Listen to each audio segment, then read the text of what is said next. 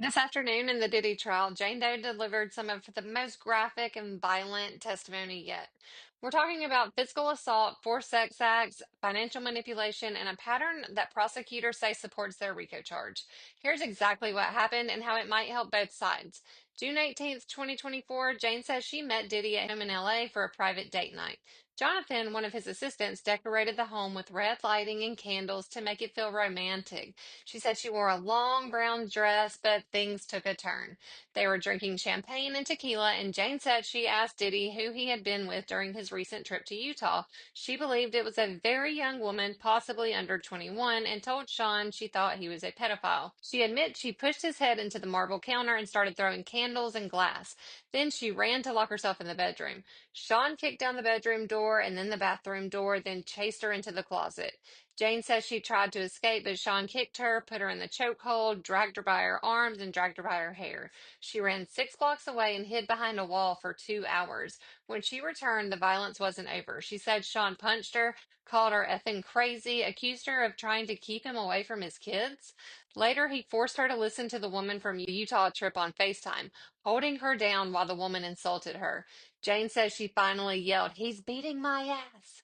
Sean ended the call and told Jonathan to cover for him, saying he wasn't with another woman. Jane says she went to shower, trying to cool off. She was naked, and Sean came in, still dressed, slapped her, and she fell to the floor. Then he told her to put on lingerie and heels, and he used her phone to play porn and text Anton. She says that her phone was mirrored to the TV, and Sean read old texts from Anton about mutual friends, triggering more anger for him. Anton arrived, and Jane had covered her bruises with makeup, as Sean told her to. She said Sean stared coldly while she tried to play hostess. Sean then pulled her aside, interrogated her about Vegas, and called her a whore. He left and sent his security back with 10 to 12,000 in cash, some for Anton and some for the doors that he destroyed. Jane sent about 3,000 to Anton and testified that she never fixed the doors. The money was spent on other expenses.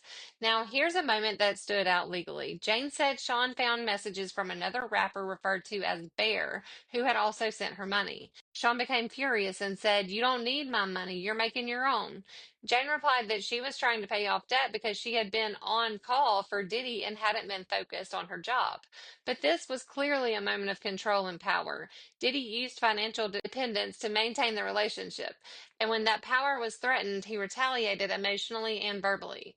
Despite all this, Jane said she still missed him. She flew to see him again for a Sunday fun day, but it didn't go well. When she said she was tired, he got angry and threw water on her, called her a bitch, and gave her an ecstasy pill.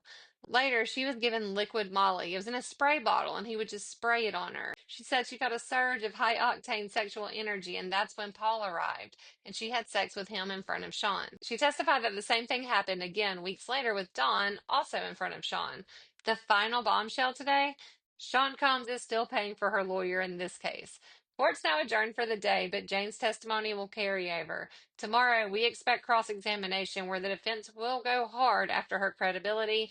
Follow for breakdowns on what comes next with all facts and no fluff.